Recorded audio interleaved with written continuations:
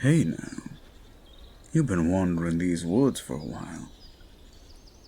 Thinking to yourself? I don't blame you. But it's awfully cold out here. It's getting to be winter time. You know what that means.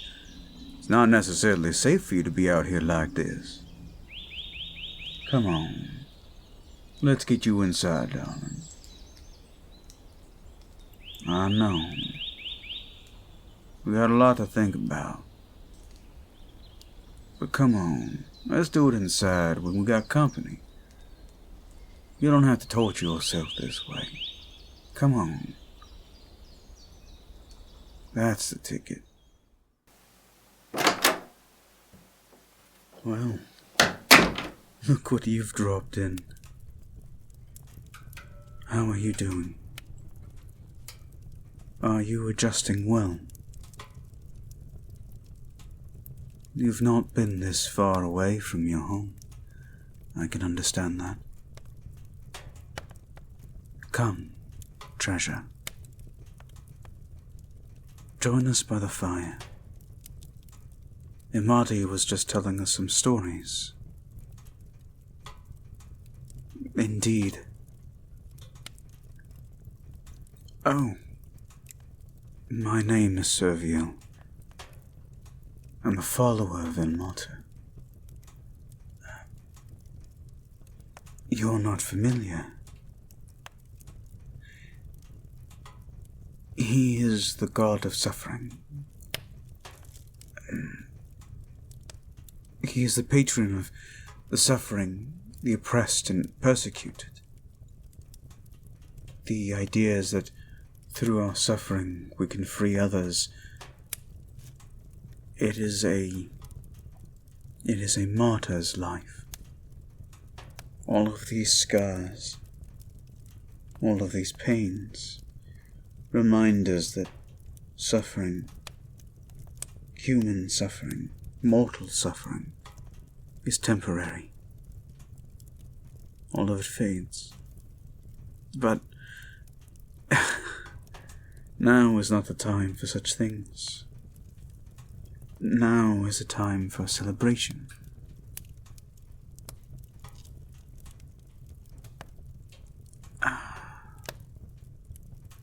I've much I could explain to you, yes. But judging from how you came in, I think you'd want to join the others and have some fun. I'm not exactly fun unless you're looking to alleviate some of your basest desires.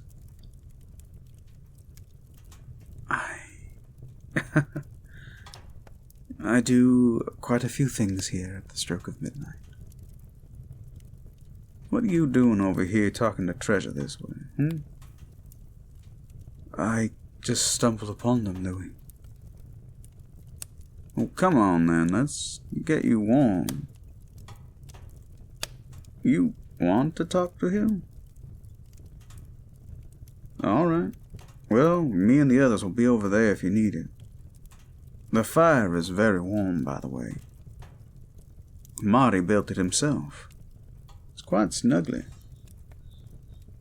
Well, when you change your mind, you can join us, and we can have a little bit of a good time telling stories. What do you say? Offer's always open, treasure. And don't you worry, non-traveler. I've got you. As you wish. They make a handsome couple, don't they? He a werewolf, and them a warlock.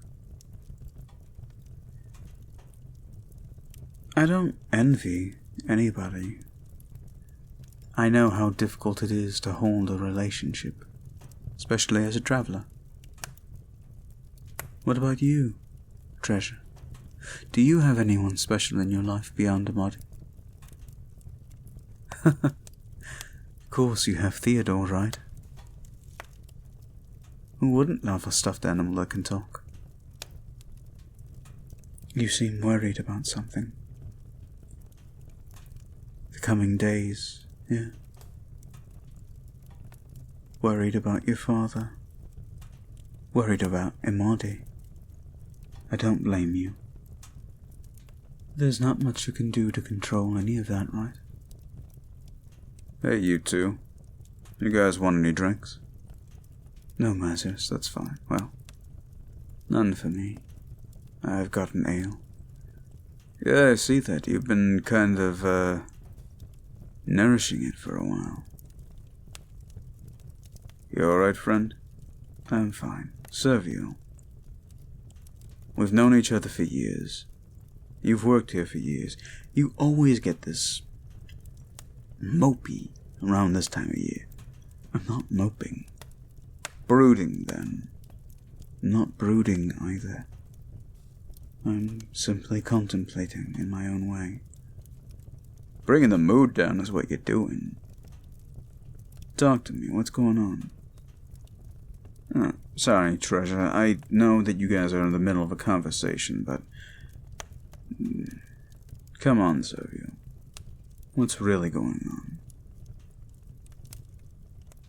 This is the time of year that I always reflect on my sins. My terrible deeds. It's why I'm an Almatron. It's why I seek penance. Why I accept all the suffering in the world. This is getting really heavy really quick. Are you sure you're up for this, Treasure? You want me to stick around and... Alright. I'll be at the bar if you guys need anything. And here, Treasure. I understand that you don't really drink alcohol, so... have some warm cider, It'll keep you nice and toasty.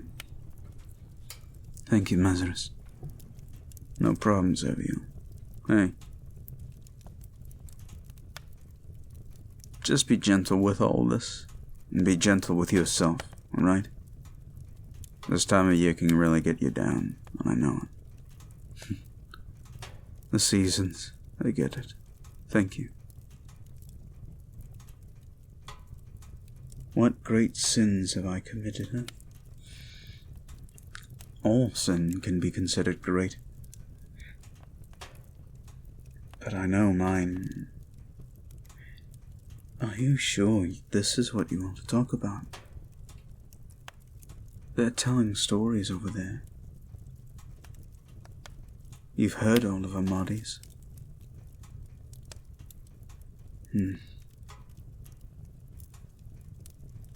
Well, there are many different ways to celebrate, and one of the many ways that we do is by, on the eve of one's crimes, one's sins, we reflect and pray that we will be forgiven. I will never know if I can ever be forgiven for what I've done, but I always reflect on this time. Yearly.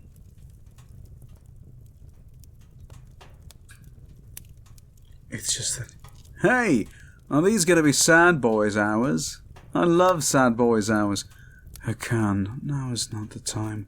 Oh, fuck off with that. Come on. When you're starting to start, dreaming about the time you once killed that chappie. It happens. You know how many people I've bloody fucking killed? I'm a vampire. I do it all the fucking time. Get over it. It's not that easy. And it's more complicated than that. What could be more complicated? They're dead, you're alive. Celebrate. Can you please, Irkallan, just allow me to reflect as I wish? Oh, fine. Go ahead.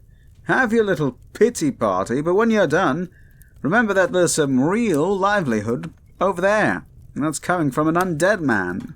Ha ha. Thank you, Irkallan. Of course. Treasure. They mean well. They do. They don't think of what I've done as a sin. But I know.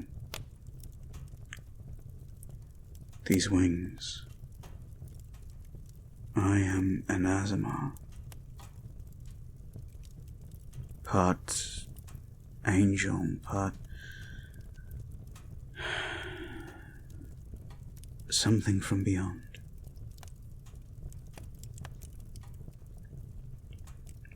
The suffering I caused is beneath one who was born of light. I was needlessly cruel. When I was a boy, there was a girl I knew. I always thought I was better than her.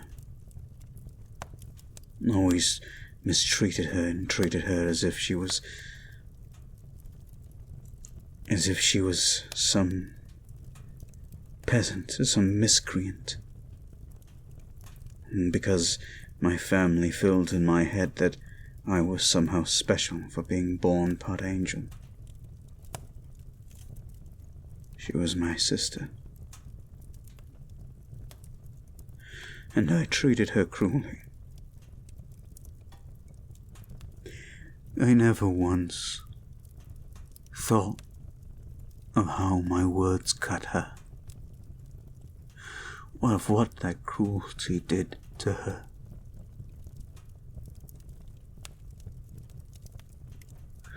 But one day, I said something so awful, something so mean-spirited, she ran from the house, ran into the woods, and she got lost. For days we searched for her, never finding her.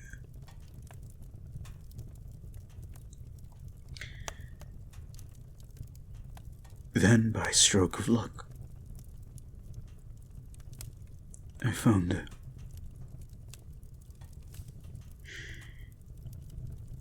She had taken shelter behind a tree. She must have walked for hours.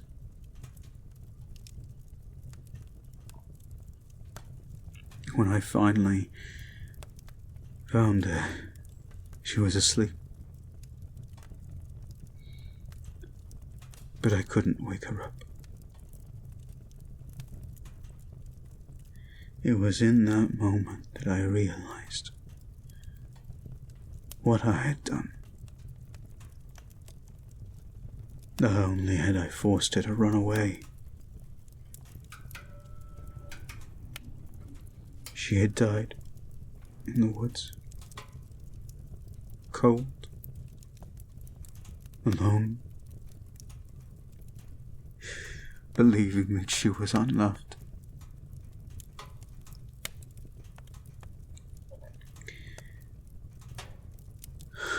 I prayed to all the gods,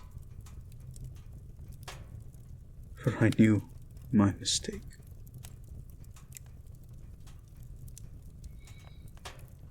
I thought that maybe my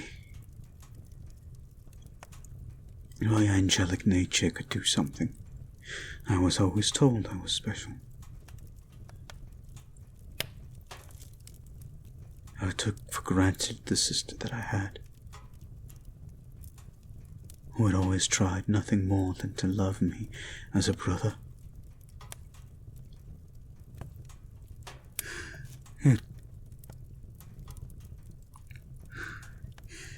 You would think that pain would go away, but I could never forgive myself. After we buried her, my family blamed her, said it was her own fault for being stupid and useless. It was then that I realized they were part of the reason I was the way I was. Why I lacked humility. And so, when I was older, I left. And sought the Almatran temple. I had heard rumor that one could find forgiveness following a Maltra. And so I dedicated my life. But one day the temple was attacked. Some bandits got it in their head that we must have some kind of treasures, thinking that we were a temple of Lathander. I was left alive, as were a handful of us. But for a while, I decided not to stay. I wandered, wondering if my prayers would be heard.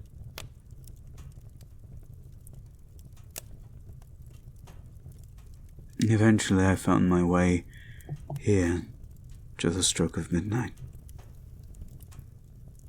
And I've spent my days working with Mazaris and the others to bring travelers comfort, to allow them a safe outlet for their anger, their frustration. Each and every one of these scars I have earned. But I do not know when I'll have earned my penance. If ever I should earn it. And maybe I shouldn't. Maybe I don't deserve it. But that is my story, treasure. Now you know.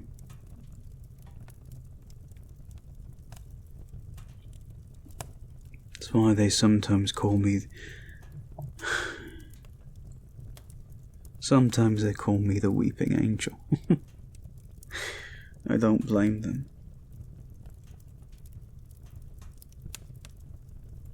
They do mean well. But I don't think any of them carries the weight of anything like that. Not really. They've all learned to forgive themselves and move on. But how could I? If I had known then what I know now. But I was so blinded by aspirations of being special. When she died, I realized she was the special one, not me.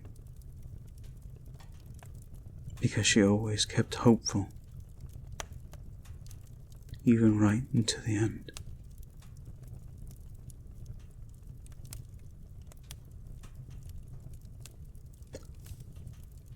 But such stories are not good for celebration. Most of them are followers of Lathander and no Mazaris, the god of light and life and rejuvenation. There's a reason why Lathander is so big, and why the Inquisition works for them. The Temple of Lathander, I mean. They seek to bring light. They care for us Amaltrans as well. They know that we serve a very great role. And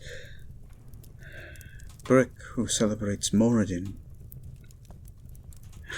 Knight of the New Magic Order of Moradin, can you believe it? He's proof positive of Moradin's forge being real.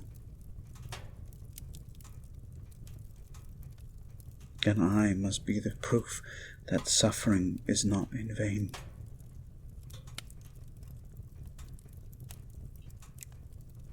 Thank you, stranger, for listening to me weep into my mug.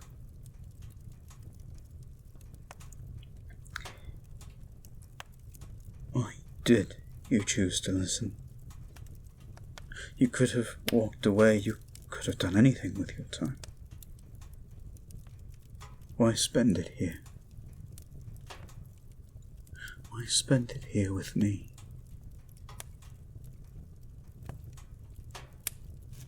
They've all tried to pull me from my sober thoughts.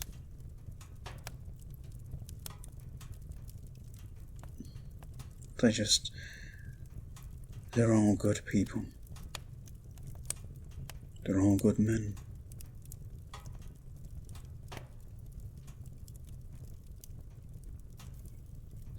You are far too kind. You are very polite. But for now, treasure, perhaps you should spend more time with your surrogate father, Amadi. Warm yourself by the hearth.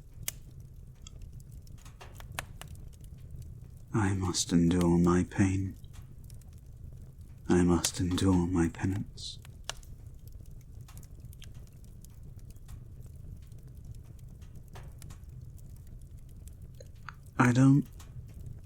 You don't owe me anything. You're a stranger. But you are a guest here at the stroke of midnight. If there is anything that you need,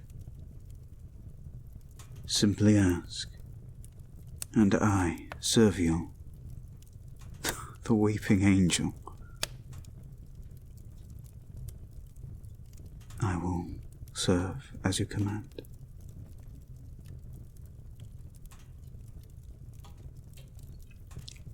Well, I don't know if you know what a brothel is, but we offer many services. Not all of them have to be gratifying, if you catch my meaning.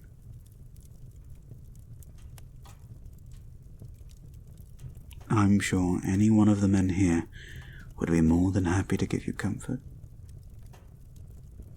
If I had to guess, I think they all have a shining to you. Even Omar. Omar has children of his own. I pray that they're all right. And I hope that green dragon is brought to justice. If those children have been treated in any cruel way, I will personally find myself down with them. With Omar and Omar, serving Ilmatra's justice to that thing. Ilmatra hates abuse towards children. Cruelty to the innocent is not the same as choosing to suffer for others. His wrath will be known to that dragon and any who would cause harm to the innocent. You have my word on that. I know firsthand what it is to lose an innocent to that sort of cruelty, and I will never let it go unpunished. Never again. I am quite passionate about this, I know. Thank you again for listening to me ramble.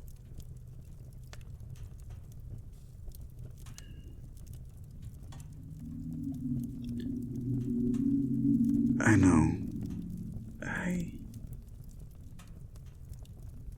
I should learn to forgive myself someday. But for now, go. Be with him. Be with them.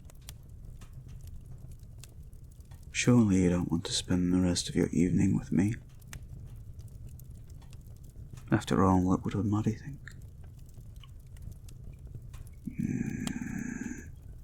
I would think that my treasure has every right to spend the night with whom she wishes. I will not prevent her. Sir, You do not need to apologize. My treasure has grown into a woman. A fine, fine woman. Kind and gentle. Of all of the men here, the one who would treat my treasure the way I would wish for them to be treated, I believe it would be you. Because you would offer no cruelty. You would offer no domination. Would you? No, I would not. Good. The others are kind and good. But you, Cerviel, I deem worthy. Worthy of what? Spending time with my treasure. You have been seeking redemption. You who have been seeking absolution. I am an ancient dragon. Listen to my words carefully. Yes, sir. You have been absolved. You can't... How can you... I know. You were but a child, misled by others who did not teach you to be kind and compassionate, and yet, rather than becoming cold, rather than becoming disillusioned by the world, you have spent your time suffering for it, making other lives better. I can see it in your eyes, Cerviel. You have earned your absolution. Go and be kind once again.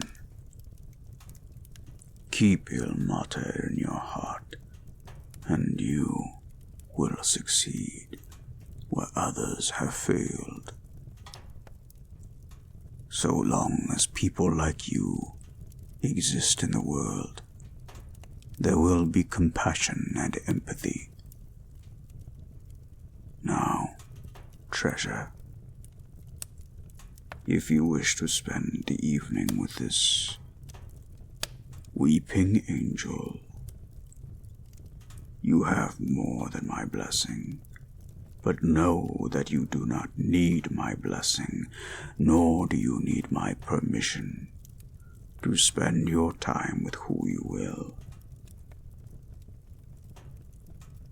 I trust you, treasure. I trust your instincts. Be at peace. Tomorrow, I am going to war with a green dragon. I will sleep for now, but I will sleep much better knowing that you are in good, capable hands for the evening. Should anything happen to me, I trust these people implicitly. For any friend of Akitham, of Melchizedek, he's a friend of mine.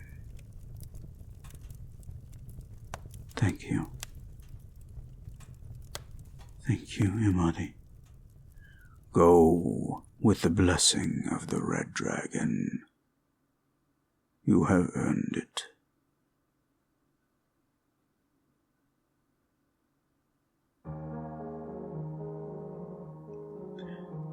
Well. Hello, everyone. Thank you for this lore-miss dump. A lot of really great stuff. I hadn't really gotten to flesh out Cerviel very well, and this kind of seemed like a good way of giving you guys some of his backstory, which got surprisingly dark and deep, really informs his character. So now you guys know a little bit more about him, you get a little bit more interaction from the other characters. I like the idea of Treasure kind of being drawn to Cerviel at first, and like seeing who she would spend time with. So, yeah. Anyway, I want to thank my patrons for giving me this idea in the first place, and I want to thank you all for listening to this audio. I hope to see you in the next one. Just be sure to like, favorite, share, subscribe, comment down below, and as always, I will see you in the next audio. Sweet dreams and pleasant nightmares.